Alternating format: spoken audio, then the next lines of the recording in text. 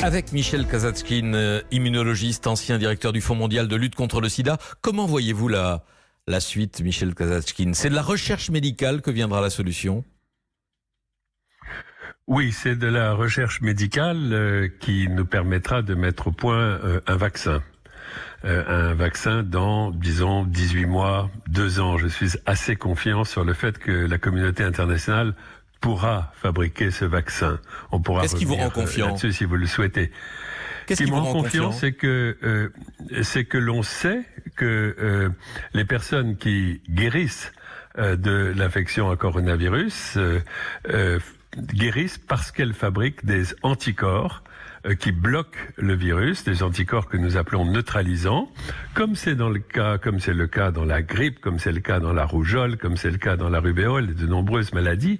Donc, ce que l'on sait, c'est ce dont on a besoin pour fabriquer un vaccin. On a besoin de mimer ce que fait le virus et d'induire ces anticorps. Alors que, par exemple, dans le sida, personne n'a pu guérir spontanément de la maladie. J'entends par guérir, éliminer totalement le virus, et c'est l'une des difficultés de la mise au point d'un vaccin dans cette maladie. Ici, nous savons ce qu'il faut faire, et nous avons des antécédents. On a fabriqué un virus contre le SARS.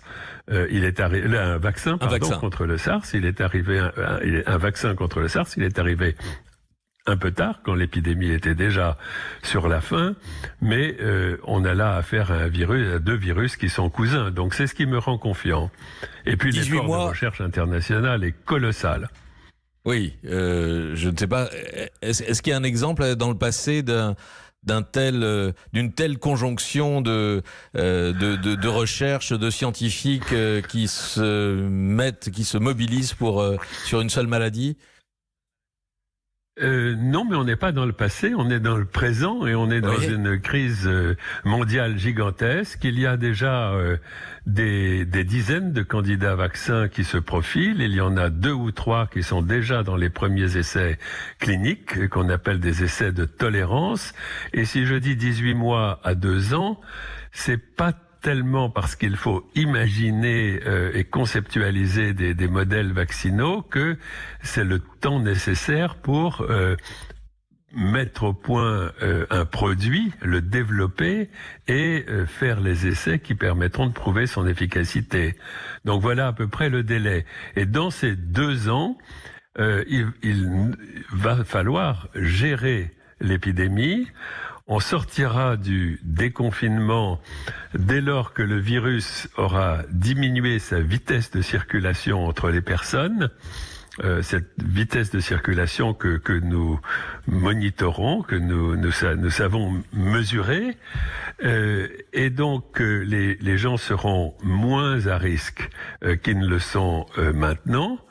Ça ne veut pas dire qu'ils ne seront pas à risque. Ce sera donc les conditions idéales pour mettre en place les stratégies dont nous parlions tout à l'heure, c'est-à-dire celle de détection d'une part des personnes positives et le confinement des personnes positives, et d'autre part, la détection de personnes protégées, celles qui ont des anticorps, qui permettront à ces personnes de reprendre totalement leur activité, leur liberté de mouvement et leur productivité si elles travaillent.